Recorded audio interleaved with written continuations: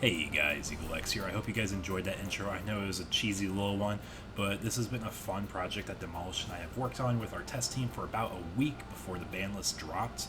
And once the ban list dropped, we saw BT11 Mirage wasn't hit. That's kind of our purpose of why we've made this deck, and we saw Mirage as a problem card. So let's go ahead and dive in. If you guys enjoy this content, don't forget to like, comment, and subscribe. Let's dive into the deck. So before I can really get started with the deck profile, I do want to give credit due where credit is due. This deck was inspired from after watching the Japan Gao Top Cut match of GalaxyBox being piloted from my friend Douraku. I believe is how you pronounce his name. I met him through a friend on Discord named Megu, and if it wasn't for them and the creativity and innovation they had for building that deck, we would have never really came across to actually building this deck. Between my friend Demolished and I, we were looking through a bunch of cards, and we're just trying to figure out how can we force something unique, how can we innovate this deck even further. And then I started thinking, well, the Scion Tamer forced turn skipping with the ZUBALOOP promo. What can we do to abuse the BT11 Mirage Gauss effect of all turns? So originally we intended this to be a really cool toolbox style deck where we can use it in the English format with Mirage as the main focus. But once we realized turn skipping was possible again, like what Zuba promo did, we knew there was potential. We started crafting and cooking, and originally we wanted to reveal this deck at the Dallas Card Fest for our entire testing team. But once the deck list started getting around and we realized it was catching on a lot of wind, we figured it'd be best to keep the integrity of the game and health of the game by just showing what the deck is, and hopefully something is done about this deck.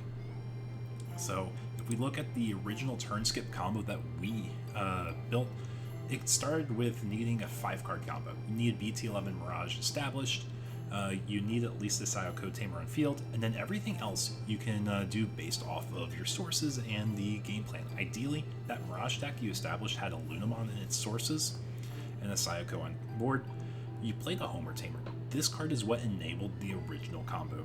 You played him, he cheated out the Lunamon from the Mirage source, and then used his all turns effect when a blue Digimon is played to tuck a level 4 lower blue Digimon into his sources. So you would tuck the EX4 Galmon that says on play both players draw a card.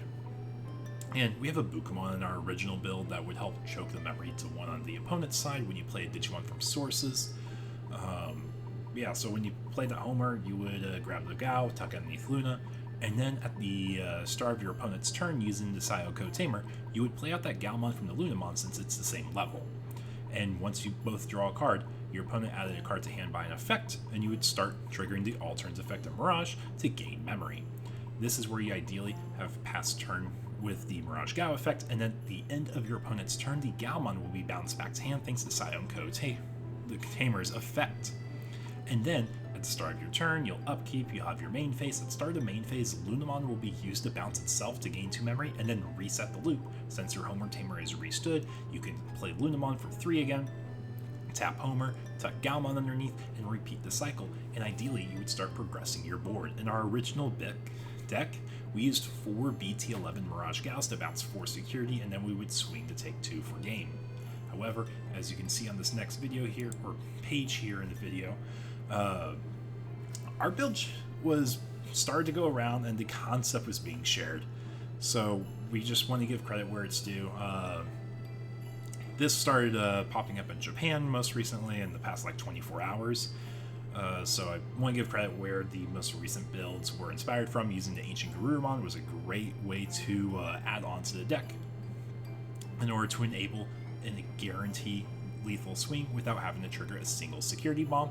You just go into BT11 Mirage and keep bouncing security, and then the Ancient Garuru will get you that 5th security bounce. So with that being said, the Dog Walk is a deck that forces solitaire interaction, avoids giving your opponent a chance to even play the game, thanks to Mirage's all turn effect, bounce security, avoiding any options. I don't really expect this deck to survive for long since it incentivizes negative solitaire interaction gameplay. But in our original builds, we were able to get up to Mirage Gao in turn 2, and then turn 3 is when we got the combo live, thanks to use of mental trainings and the Bukamon egg with the, I believe it's Wakan, the level 5 bird thing that plays out the rookie, because that's how we originally got the combos started out too, if we didn't have the full setup in our hand. But adding the Yokomon egg was a faster way to get this combo live. I hope you guys enjoyed seeing this goofy deck concept, and I really hope Bandai addresses this deck as it will create a problem. thank you so much again, everyone, for watching. Take care and have a nice one.